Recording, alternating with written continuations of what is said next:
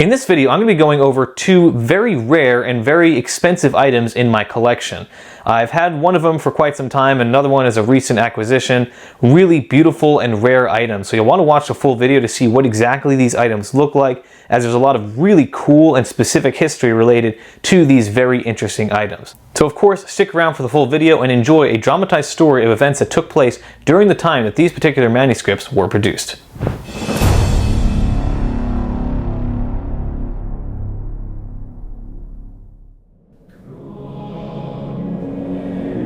In the year of our Lord, 1356, on a dusty battlefield in Poitiers, France, a young English prince stood outnumbered and surrounded. His name was Edward of Woodstock, but history would remember him as the Black Prince. He wore black armor, fought with terrifying precision, and commanded with the kind of charisma that made men follow him into certain death, and win. That day, Edward's forces, tired, hungry, and half the size of the French army, stood their ground. As the French cavalry charged, Edward gave the signal. His soldiers and archers unleashed hell upon the French. And by the end of the day, the French army was destroyed. Thousands lay dead upon the battleground. And the King of France, John II, was now Edward's prisoner. But Edward had done the impossible.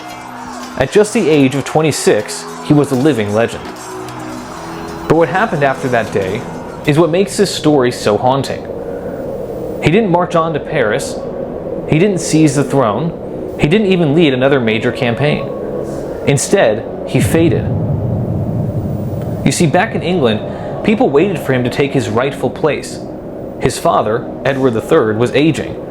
The Black Prince was the heir to the throne, the future king of England. But something had changed. His health began to fail. Some said it was dysentery from his campaign in Castile.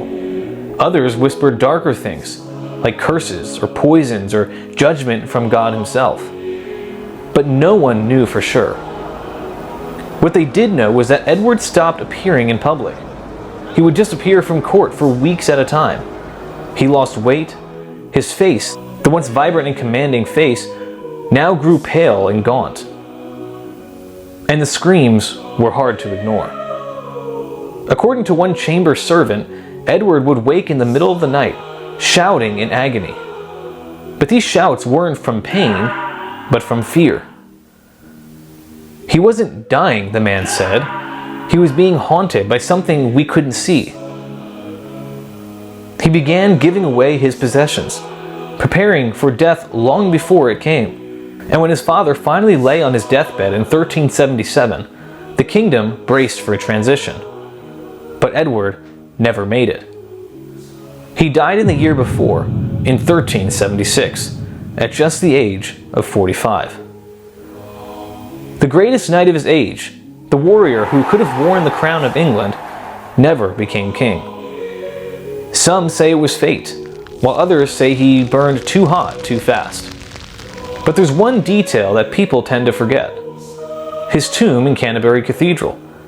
Above it hangs his shield, his sword, and his helmet, all darkened with age, the black paint peeling away. They say if you look closely at his armor, the scratches form a pattern. The pattern of a face, but not Edward's, rather of death. And one fascinating detail that ties the Black Prince to modern-day relics is his commission of the Bowen Bible of the mid-14th century.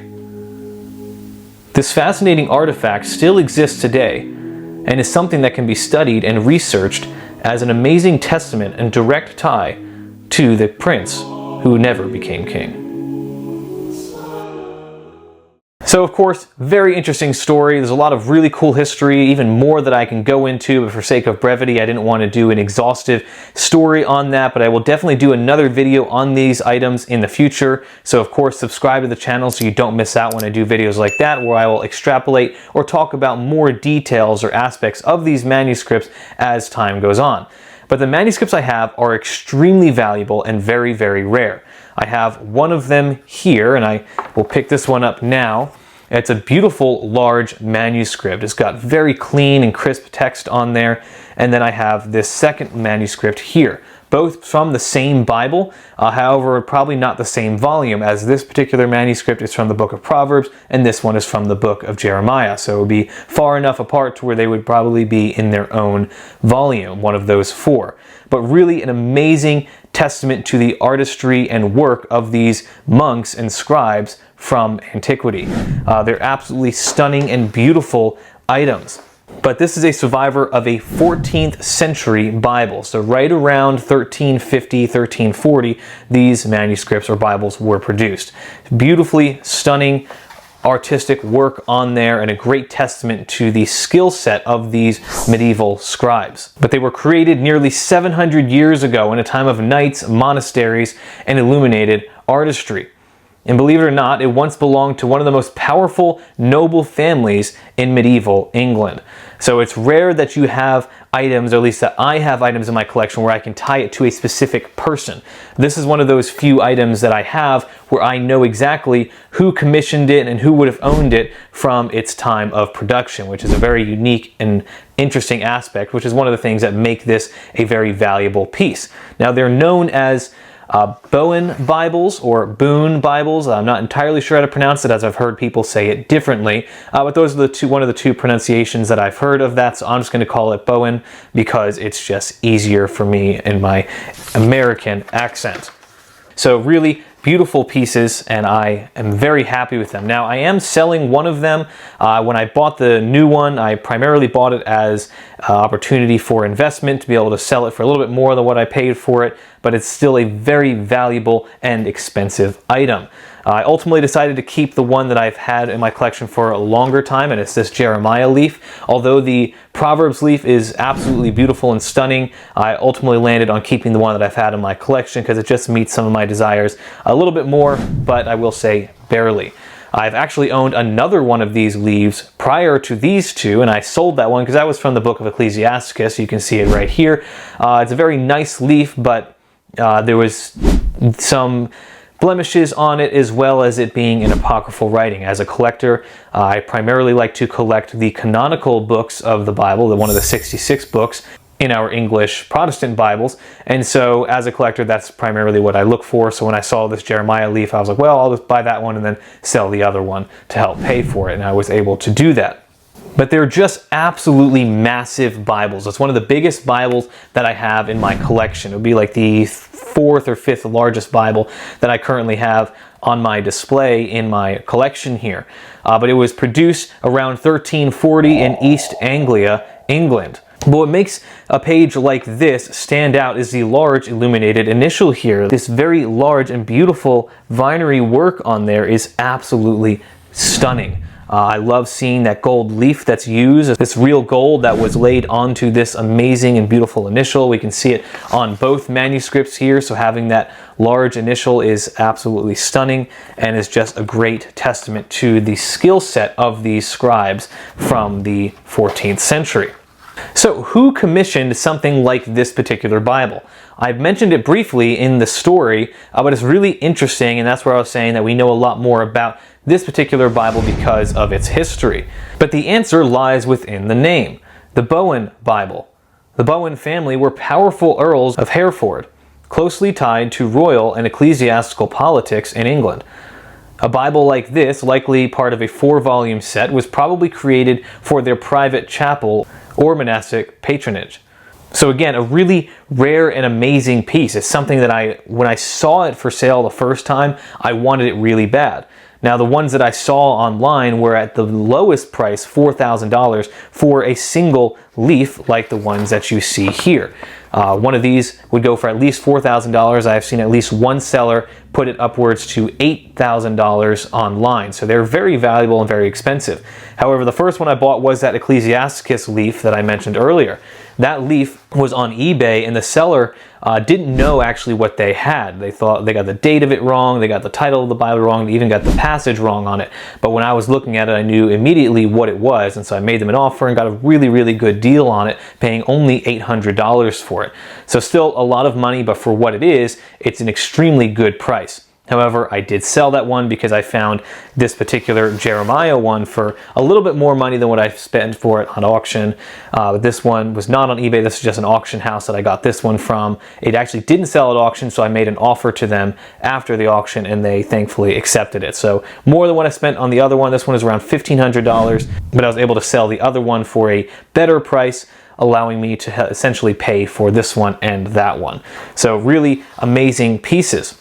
What makes this even more fascinating, though, is that the original Bible was dismembered, not during the Reformation, but in the 20th century by a famous London bookseller named Winifred Myers.